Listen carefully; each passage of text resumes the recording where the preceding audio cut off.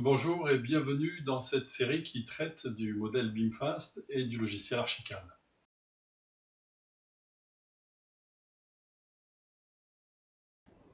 Le thème dont je vais traiter aujourd'hui est mon préféré. Il s'agit des matériaux de construction. Je commencerai par traiter du concept de matériaux de construction et des éléments associés à ce concept au sein du logiciel Archicad, pour ensuite détailler les réglages et les spécificités du modèle BIMFAST sur ce sujet.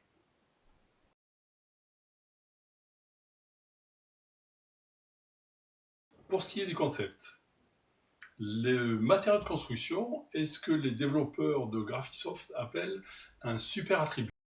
Le matériau de construction associe deux catégories d'informations.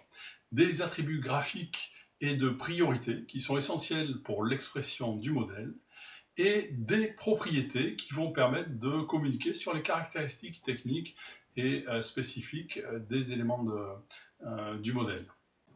Le matériau de construction peut être assemblé au sein de la base de données Archicad sous forme d'éléments simples, sous forme de structures composites qui vont représenter des parois, ces parois étant décomposées en un certain nombre de couches de nature différentes.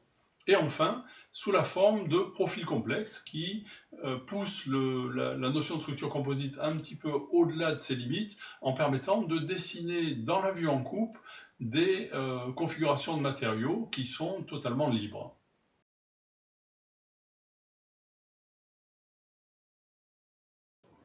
Ce qui est particulièrement intéressant quand on aborde le thème des matériaux de construction, c'est la capacité de cet attribut à associer un ensemble de caractéristiques graphiques qui permettent de pousser l'expression du modèle avec un concept qui est la connexion basée sur la priorité des matériaux, permettant en fait de calculer de manière quasi instantanée les soustractions entre différents matériaux qui sont en collision les uns par rapport aux autres.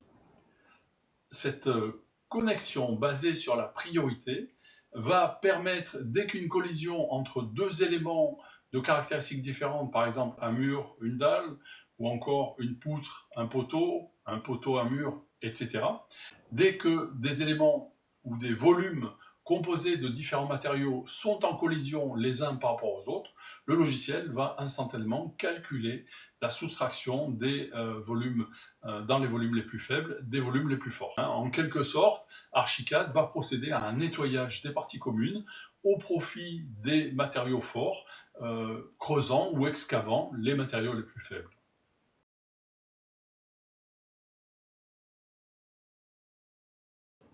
Voyons, pour ce qui est du modèle BIMFAST, quelles ont été les adaptations apportées au fichier de manière à ce que ce concept de collision, à ce que ces matériaux de construction fonctionnent de manière coordonnée. Alors la première partie de notre organisation, c'est la division de l'ensemble des matériaux de construction en 5 étages. On a une organisation des matériaux en 5 étages. On a 2 étages extrêmes, l'étage baptisé ND0 et l'étage baptisé ND9, qui correspondent en fait à des matériaux utilisés essentiellement pour la modélisation et la création d'une maquette BIM.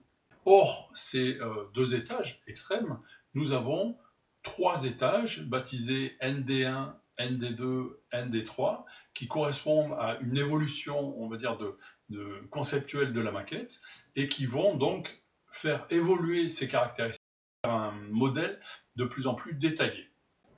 Donc ces 3 niveaux ND1, ND2, ND3 permettent de faire évoluer la maquette en fonction des différentes phases traditionnelles d'un projet. Et le choix qui a été fait est de séparer chacun des niveaux de développement par une hiérarchie allant de manière croissante. Le ND1 est plus faible que le ND2, qui lui-même est plus faible que le ND3. Ce qui permet, quand on a un mix de matériaux de développement différents, de tout de suite identifier les parties du modèle qui n'ont pas été traitées et ne présentent pas le bon niveau de développement. C'est là un choix d'organisation qui a été fait.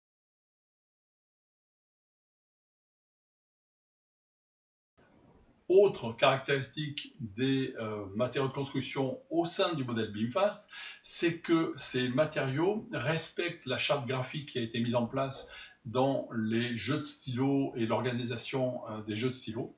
Et donc la totalité des matériaux vont être associés aux 3 séries de stylos structurels, autres ou non structurels et finition, et en respectant bien sûr l'expression graphique, donc gris pour structurel, bleu pour non structurel ou autre, et brun ou beige pour les finitions.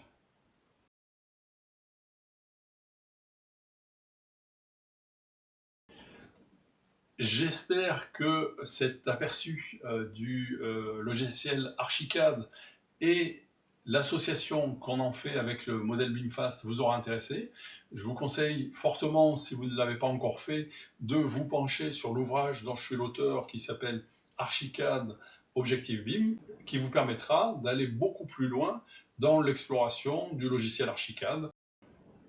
Merci d'avoir choisi d'écouter cette vidéo et à bientôt sur une autre vidéo.